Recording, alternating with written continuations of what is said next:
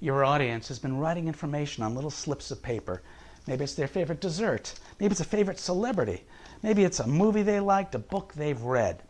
You don't know what's on there, but you get someone from the audience. Come on, help me up here.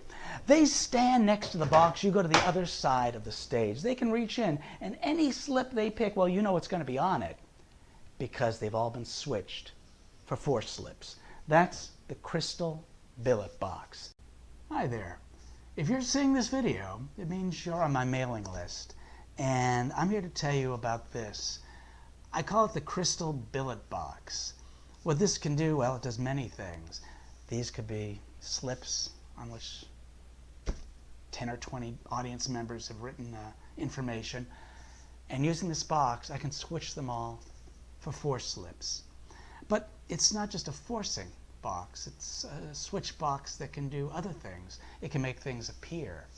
It can make things vanish.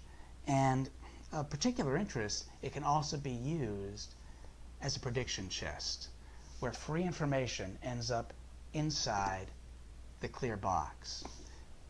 Or a different effect. You have someone in the audience take out a dollar bill, fold it so you don't see George Washington, fold it again. They put it in the box, but they do this while the box is behind your back.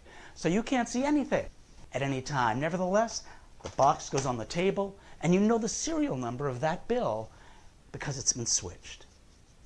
In a mentalism-themed routine, you put your signature on a business card, put it in the box. You say it'll act as a thought catcher. If you like, you can actually secure the lid with rubber bands so nothing can get in, nothing can get out. That can go in a bag. The bag is cinched and put aside for the duration. You don't touch it. Now perform Pegasus page.